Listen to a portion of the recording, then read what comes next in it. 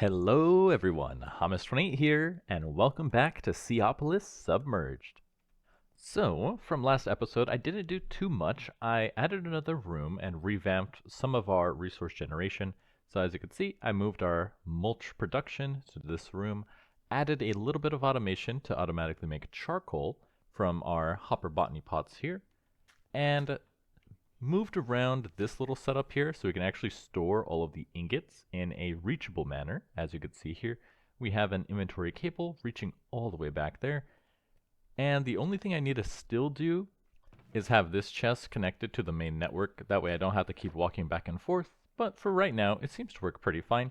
And then I did make a improved everything upgrade for this strainer and this strainer. I left the other ones empty just because it was really annoying to craft these. If you take a look, there's so many upgrades, and the improved everything upgrade takes all of this, and the most annoying one was the improved input upgrade because it takes 4 resource generators, which take water. So I had to keep going back and forth to get the water buckets, but other than that, it wasn't too bad. But now that we can reach all of our ingots in a pretty easy way, we can move on to the next chapter of basic thermodynamics. And it's going to start with pistons and flux ducts. So I did go ahead and harvest some more sand so we can get some glass, because it seems like that's going to be important for this stage of the mod pack. And let's go ahead and make our flux duct. And it's a little annoying, you can't just do it from there, but this does work. Flux duct. Quest completed, and let's make a piston.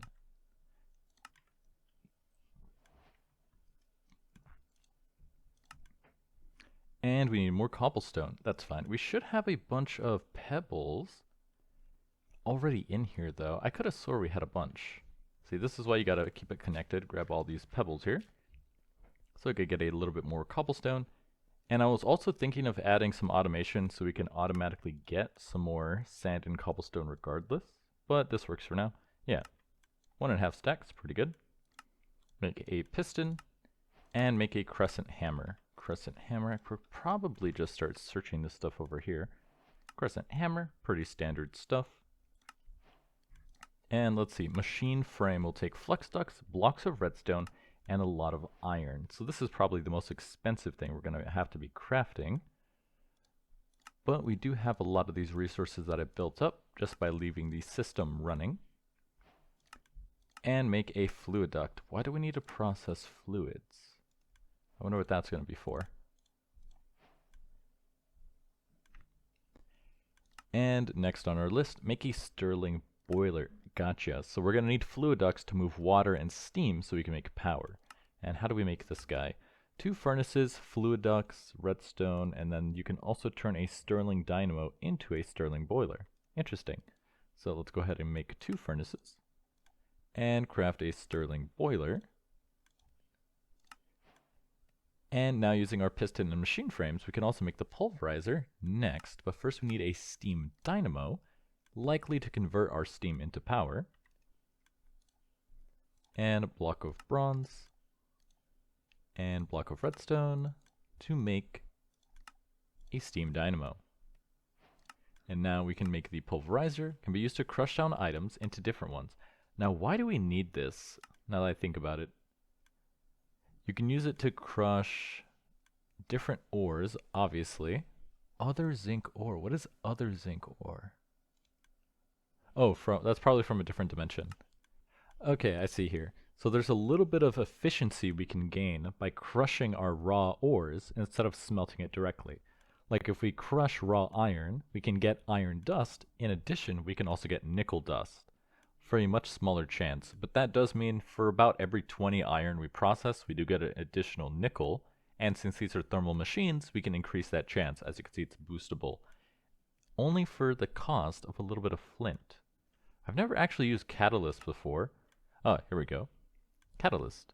Primary modifier, 10%. Auxiliary modifier, 50%. Energy modifier, 10%. Use chance, 20%. And we are generating a lot of flint, so we might as well do that. I've never actually seen these catalyzers before. Okay, and there's only 2, so it's really not that big of a deal. And it does seem like basalt's powder is the one you really want to be using. It has a higher use chance, but it lowers your energy by 25%. That's crazy. How do you get this? From basalt's shards. basal's essence, and I'm guessing a basal is something we have to fight. As you can see here, you collect it in a soul jar, so we probably have to fight a couple basals before we can get the seeds, but that would be pretty useful. And finish off this attachment servo. A little bit of tin nuggets, and make a servo. They do look a little bit different, but I'm pretty sure it functions the exact same way as the older servos. Now we will need to make our pulverizer, because this will probably be needed to get a couple dusts. Block of flint. Interesting crafting choice there. Block of copper, and our block of redstone. Ta-da! Pulverizer. And now it wants us to make nickel dust, iron dust, and copper dust, so we can make constantan and invar, make a multi-servo press, make plates, and make an induction smelter. Good to know. And then multi-servo press into the gear working die. I'm guessing this takes gears, and they do. Good to see. Alright, so we need our pulverizer so we can make these 3 dusts, so we can make some alloys. Interesting. I wonder if there's a different way, or an easier way later on. Okay, there is Invar Essence, so once we get into Mystical Agriculture, we can actually just grow these guys. I wonder, is this optional, or is this something we can do? If we take a little sneak peek here, gems and dust. Okay, not super optional. It is going to be something required to do later on. It's just not something we can do yet. That's good to know. But once we get up here, that means all our resource generation that we already set up is going to be kind of moot, because we can start growing everything, but I do like the sound of that. Alright, let's see if this works. So I did figure out how we're going to get water to get pumped into here using an aqueous accumulator. As you can see, provides copious amount of water. I just typed in pump to find it. I was like, there must be a way to pump water. If you type pump, this one comes up. So it must be tagged with pump. Using our fluiducts, we push the water inside. Now if we fuel these guys, it automatically pushes the steam into our steam dynamo. So now, these generate steam, and how long does this actually last? So a single piece of coal generates 2400 RF. That's not what I want to know. But it does seem like it is working. That looks really funky. It must burn through steam really fast. Turns steam into power. Output rate throttles based on local feedback. And we're currently generating 30 RF. It's going down because we're not pushing it anywhere. But now that we have power, we can make some pipes, some flux ducts, and route it wherever we need it. So in keeping with the theme of having all our production on this side, I extended the room out this way using another tall room and a little hallway to connect our power generation room to this side. So I think this room is where I'll start putting some of the machines, and I might extend this wall out further once we get some more. But for now, we need to make a nickel dust, iron dust, and copper dust. And quest completed. So now we're going to use these to make some alloys, and Invar takes 2 iron and 1 nickel, and Constantan takes 1 copper and 1 nickel. So if we just take our copper and our nickel, we can mix that. And then we are going to need 1 more iron and 1 more nickel. Put that in there, and we're good to go. And then we're working to the multi-servo press, which will take 2 blocks of Constantan, bronze, and iron. So we are going to need a lot of this. A lot. I gotta say, if this is thermal foundation, usually you have to upgrade the machines. Oh, but actually this is thermal series, so I don't think it works quite the same way. As you can see. What are all... Yeah, there's so many upgrades in here. But the one I'm interested in is our speed upgrades, which should be, if I just type speed, it'll probably show up. Increases process speed. It takes twice the amount of power for 10% more output. That's terrible. But this one reduces your power consumption by 10%. And only reduces... Huh. I think these are all terrible. They can't be that bad, right? Okay, clearly the higher tier upgrades are where it's at. And there are quite a lot of them. I see. So now we can take our nickel dust, mix it with iron to make Invar. And now we just gotta accumulate a bunch of these ingots so we can actually make the items. So for multi-servo press, we're going to need 18 Constantan, which should be 18 Constantan is how much? where is this guy, constant 10 blend. So if we need 18, we need 9 copper and 9 nickel. So now we have all of our ingots, so go ahead and make our constant 10 blocks. And craft our, what was it called? Forget what it was called. Multi-servo press. This guy, need a block of redstone, and 1 multi-servo press. Let's go ahead and connect this guy to power, and then what else do we need before I leave? Now we can use this to make an invar plate. And then that will let us get access to the induction smelter. So to make the invar plate, you just have to turn in invar into this guy, and it works. So we have our 3 invar ingots, and then we can make our redstone furnace.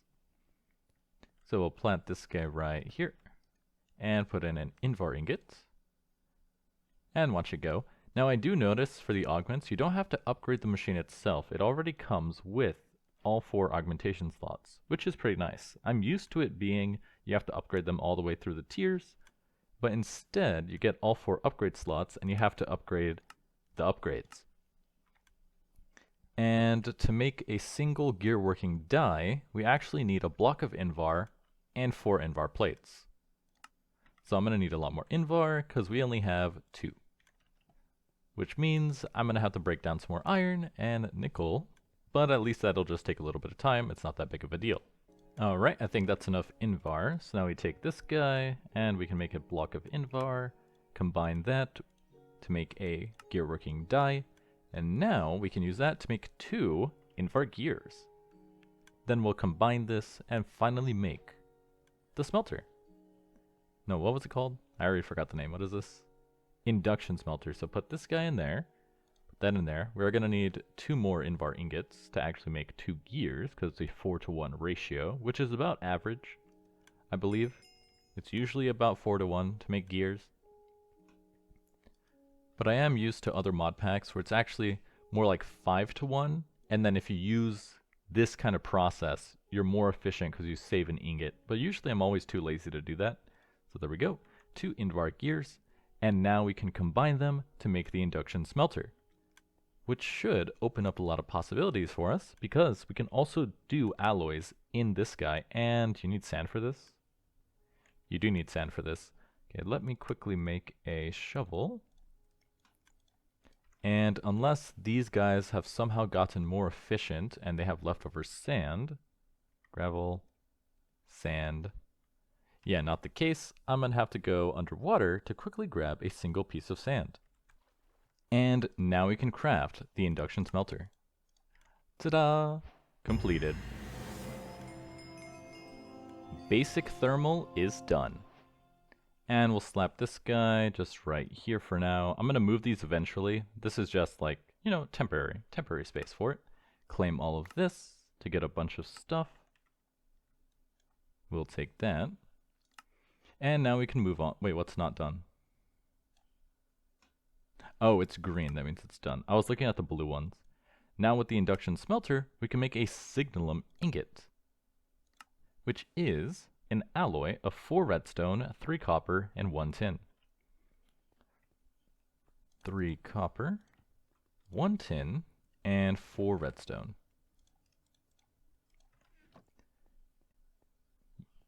Usually it's a lot harder to make signalum, right? That's what's so annoying about playing so many different tech mod packs. You get used to one way to craft something, and then there's a completely different way to do it in the next pack.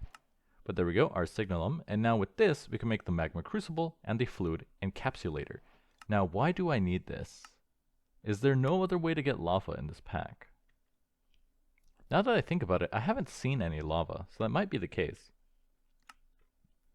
But it doesn't do anything, so I guess it's just nice to have. But then that'll get us to amethyst shards, and I believe after that, we do get access to the amethyst mesh. That's like the main thing we get out of amethyst. So for the fluid encapsulator, you need copper gears and signalum ingots. And we can kind of remove the rest of this stuff for now. Induction smelter. And for the magma crucible, take signalum and a lot of invar. My goodness, that's a lot of invar. But at least now we don't have to break it down. We should be able to just take this and put it inside the induction smelter. and this should just make Invar for us. So now we don't have to go through the whole process of breaking it down from ingot into dust and then combining it. You could just throw it into the induction smelter like so to make our Invar ingots. And it started to storm outside, but that doesn't bother us under the water.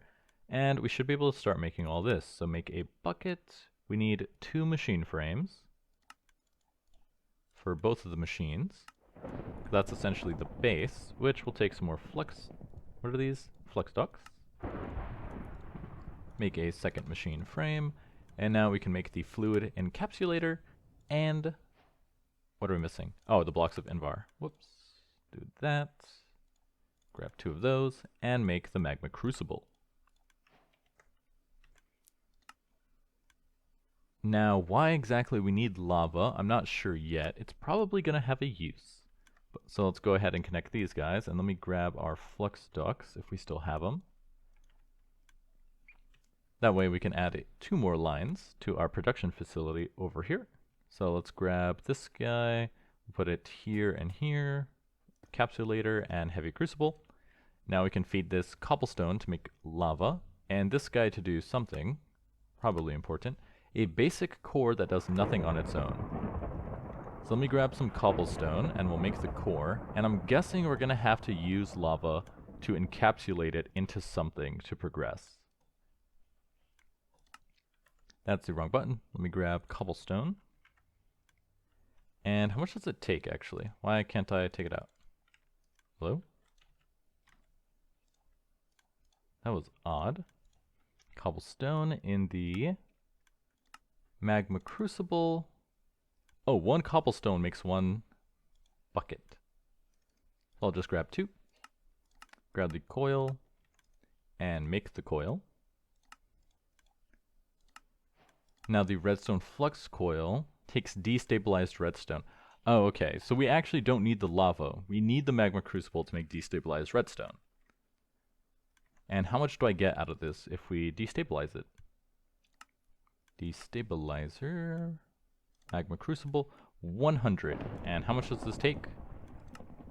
200. So 2 redstone and 1 coil to make 1 redstone flux coil. And then I do need a bucket to collect the lava. So let's grab that. Grab all of this. And I'm wondering at which point I should try to automate the process. It doesn't seem like I kind of need to do it yet. Now melt this down. It does take quite a long time to melt down cobblestone, so we're going to wait on that. And while we do so, let's take a look. The crystallizer will take signal and plates and constantan gears. And this is just this guy. Grab this. So the signal and plates and constantan gears will take 8 constantan. So I do have to make a little bit of constantan here. Mix this with this, 2, and that's 2. We need 8 in total. 1, 2, 3, 4, 5, 6. 1, 2, 3, 4, 5, 6. Throw that in here to make our constantan. And that should get us sorted. And we ran out of power. Why are you empty? Oh, I bet I know why. We're not producing any power. Let me grab a bunch of charcoal here. I do like that I was smart enough to set this up. Otherwise, I would be wasting so much time just trying to get charcoal at this point. Put that in there, that in here. And now this guy should be turning back on and converting. And I'm guessing it lost all of its charge. Okay, that's really slow. I'm going to do that later. So magma crucible goes there. And can I auto output on the bottom? Auto output bottom, auto output. This guy, auto input, input from the top, destabilize redstone, and make a redstone flux coil. Then we can grab this, grab that, put that in here, throw in our constantan, and then with the 2 constantan gears, we can make the crystallizer, used to create gems and crystals. Grab this, and let's craft it. And then using this, I believe we're going to turn the niter dust we've been collecting into niter crystals. So grab this, machine frame, going to take more of this stuff. Machine frame, more flux ducts. Now make the machine frame and make the crystallizer. Quest completed. And let's see if I was right. Yep, niter made inside the crystallizer. So we need half a bucket of water for every niter dust to make a niter crystal. And then we're going to combine this somehow, I guess, to make purifying salt mulch. Oh, there we go. So you need 6 niter, mulch, and charcoal to make purifying salt mulch.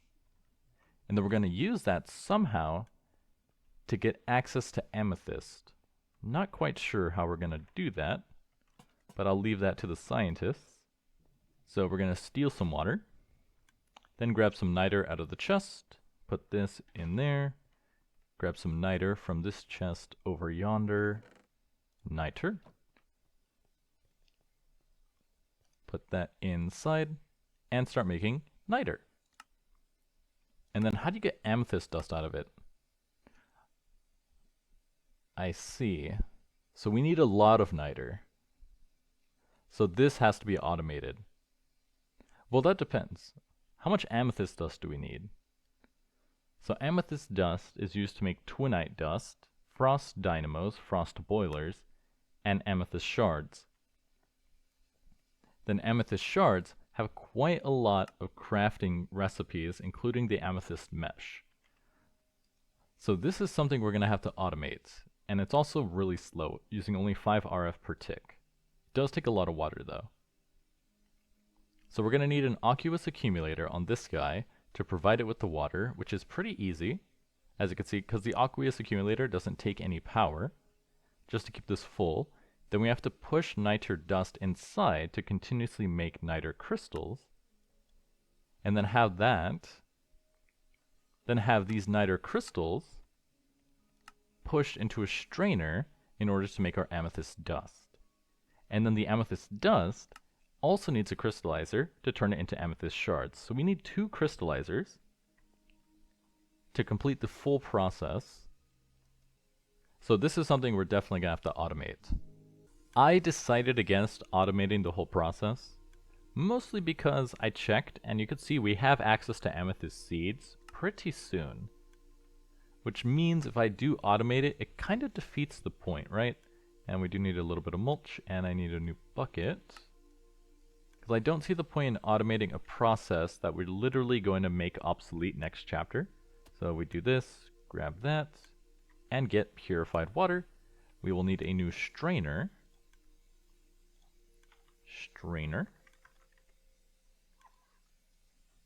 Along with some meshes. Let's just make... Okay, we can make copper meshes. Copper is in abundance. Make this. And then a funny tip someone said in the comments that I didn't think about. And where should we put this? I guess in this room. This room's fine. Something I didn't think about is you can actually place down your strainer and put down leaves. And you can't do that. Never mind. I was gonna say, oh, you can waterlog leaves with the purified water. I guess you cannot, so kinda defeats the purpose. But we can just make another tank and waterlog this tank. Well, it's not really waterlogged, it's actually just storing the water. Put this guy over here. Actually, to automate this, I need to move this just a little bit. Right there, this guy here, that in there. And now if we take our extra niter, which is coming really slow, put you in here, and then grab a mesh, and has to be bronze or iron. And I believe the bronze one does have higher durability. So now we just make a bronze mesh, slap it on, and start generating amethyst. Now it is really slow.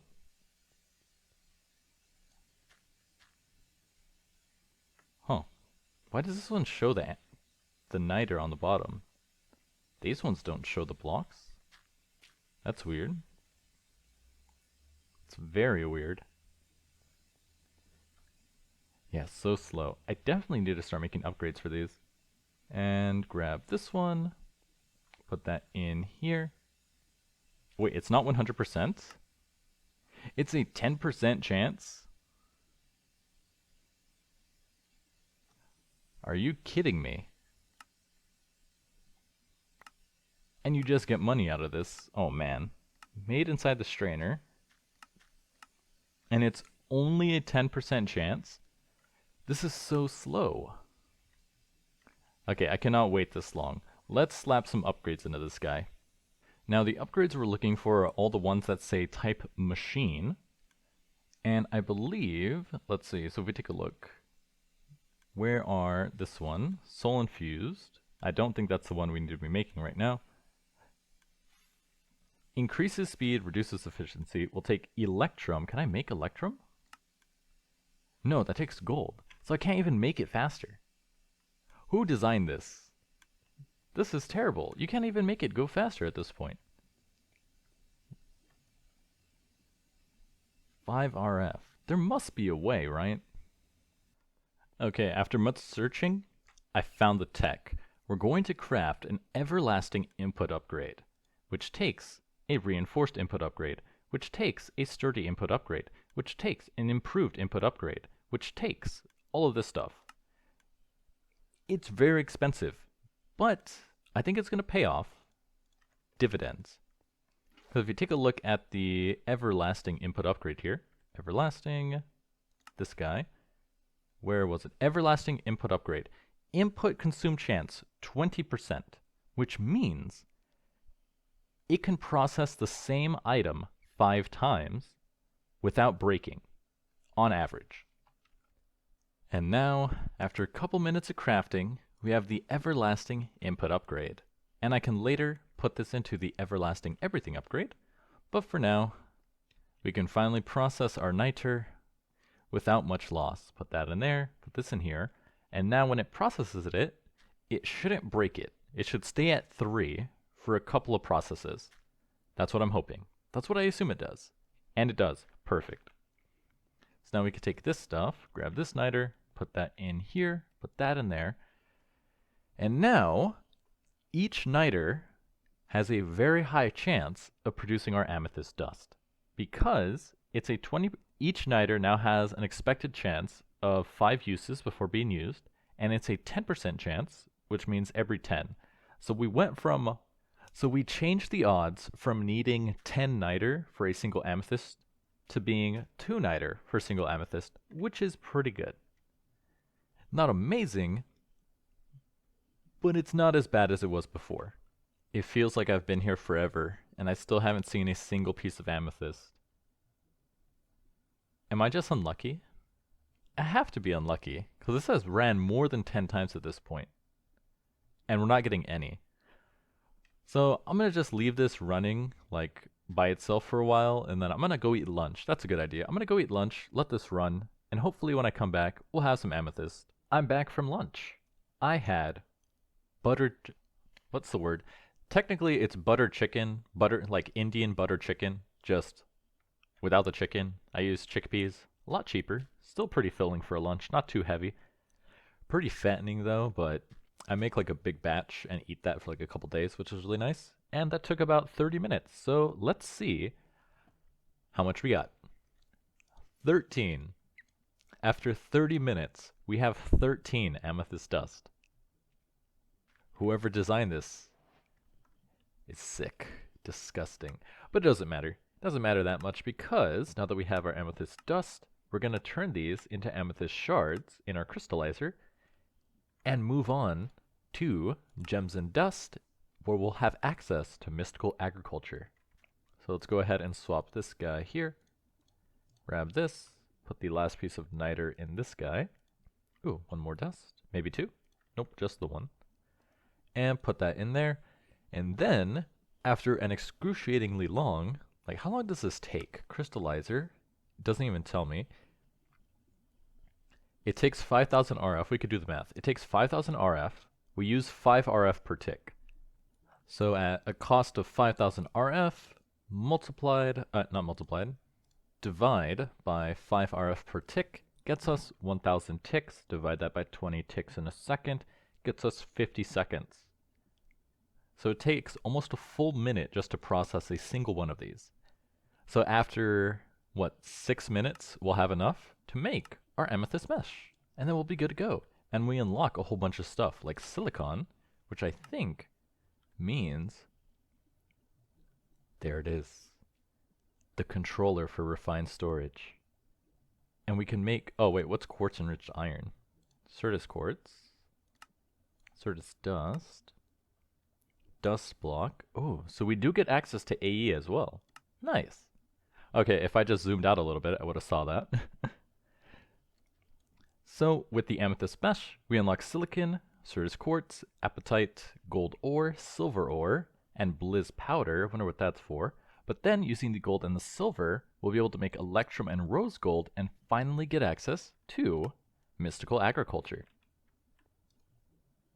So we just have to wait on this, and we'll be back in a second.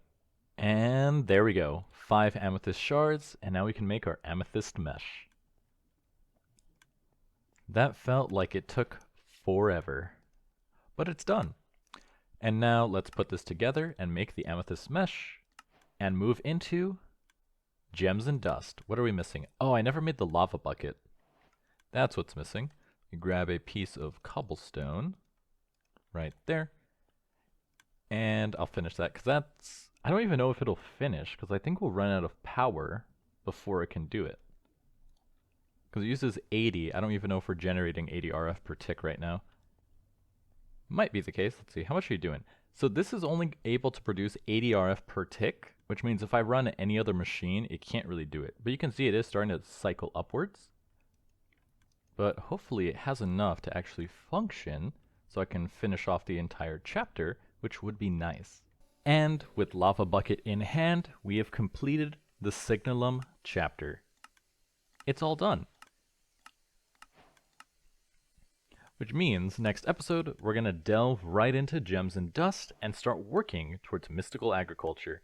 We're going to be unlocking quite a lot here, as you can see. If we take a look at our seeds here, there's tons, literally dozens, which will get us access to pretty much everything we're going to need for the foreseeable future, which is really good. It kind of makes a lot of our older resource generation moot, but that's the point of having early game resource generation. You're going to replace it with something more efficient in the mid to late game. That's just how the game goes. That's called progression. But as always, I'm your host, Hamas28, and I'll see you guys next time.